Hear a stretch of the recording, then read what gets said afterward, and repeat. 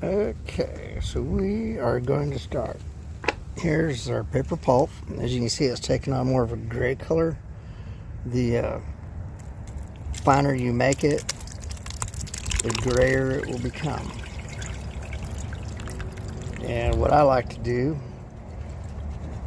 is strain that off into another pan, and then I'll reuse that water for another batch. And you see most of the pulp staying in there, if not all of it.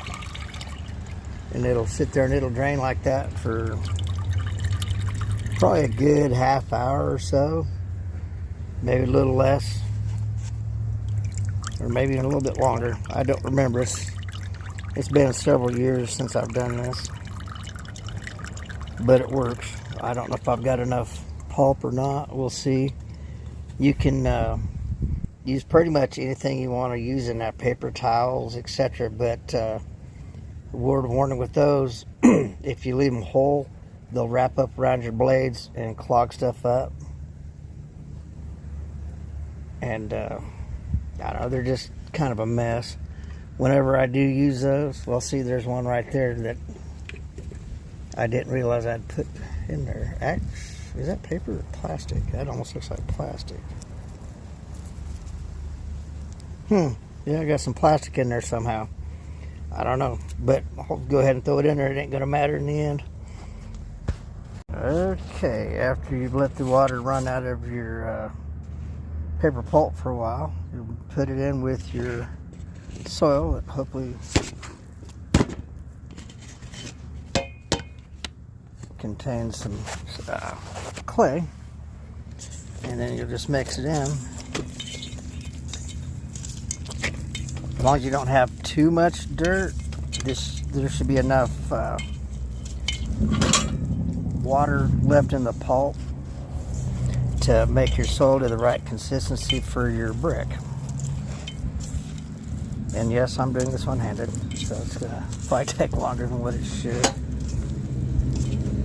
In fact, I think I want to pause this for just a second while I do this, and then I'll come back. Okay. I just went down my tripod because this is ridiculous trying to do stuff like this with one hand. So anyways, you want to get your soil to where you make a clump. It'll break like that. So that's just about the right consistency as far as I can tell. I went ahead and dug that piece of plastic out. You wouldn't necessarily have to, but if you leave something like that in, I would recommend putting it into the center of the brick so it doesn't show on the outside edges. I don't know if I've got enough material here or not. We'll find out. It might end up being a small brick, but we'll see.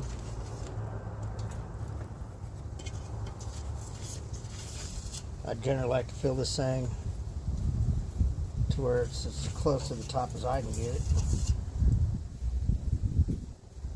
So it's a little bit short, but this one is for demonstration purposes anyways.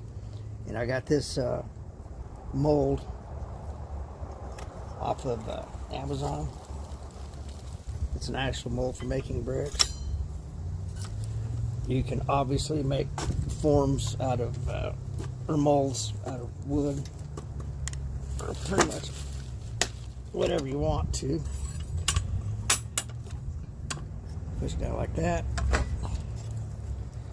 Of course, you got to fight this thing back out of here because it sticks to the adobe.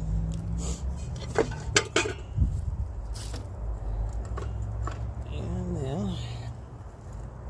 you fish this part out. You want to be kind of easy with it because it's a little on the flimsy side, and you'll distort your brick something fierce if you let it bend on you too much.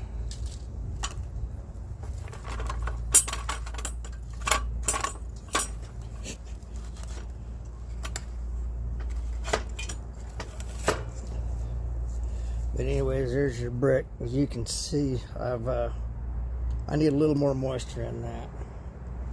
So I'm gonna put it back in here. Pause this. Mix in a little more water. And naturally I made it too soupy. So I put some more dirt in it. And I believe it'll be just about right this time. If not, well, I'll probably put in a little more water because I got too much dirt. You just got to keep playing with it until you get it where you want it. If it's not dry enough, or if it's not wet enough, you'll see the holes and cracks and everything else in the brick. And if it's too wet, you risk it crumbling and falling apart. So it's just kind of a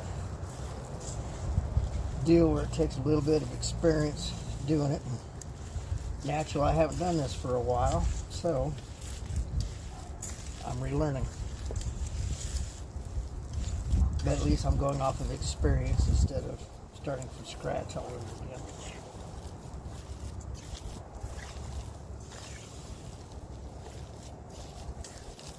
And with this particular mold, if it's a little too wet, it's not going to matter a whole lot because it will squeeze the water out of the bottom. As you can see, it's got holes in the top part and the bottom looks exactly the same.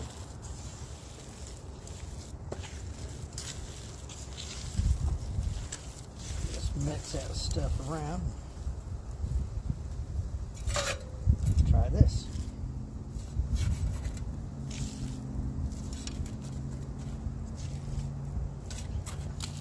Maybe poke it down in with your finger a little bit to get a better mix.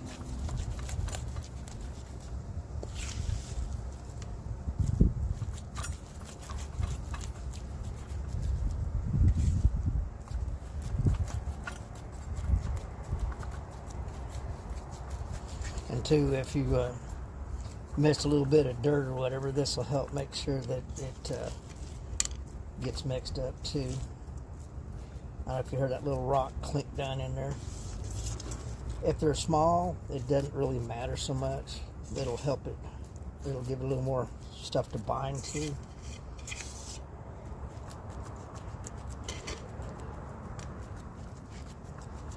Okay. This here is wheels for my portable power station I'm making for my solar, which will be in another video coming up, hopefully before too long. Just got to kind of work on stuff as I have time for it. So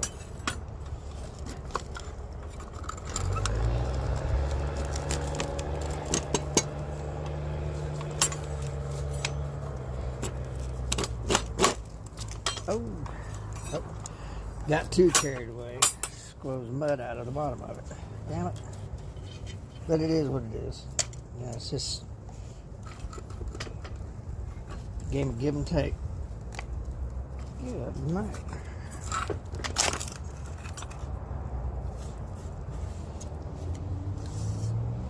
I'm gonna guess it was a little too wet.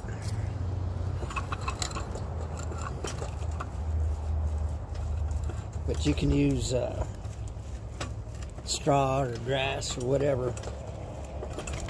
I'm just using paper pulp because I happen to have a whole lot of it available. I save our junk mail and shred it up for stuff like this. Yeah, that's a little on the runny side. Daggone it. I don't know if that will survive being dumped out or not. Let's find out. And it's not going as well. There we go. Just take and kind of strain it up the way you want it to be when it's dry. It's kind of cool out, so this may not work very well. We'll see. We'll check it again in the morning. And by rights, I should have put something underneath this, like some wax paper or something like that, so it doesn't stick to the wood, but we'll see. Anyway, there you have a brick. That's just a little less water. Let's make it kind of like a clay-like consistency. This one's pretty rough. I'll do more. I'll do better ones, and as I do better ones, I'll show the progress in my work. I got a feeling this one's going to distort and not end up actually being usable, so I have to add some more soil to it. Thanks for watching.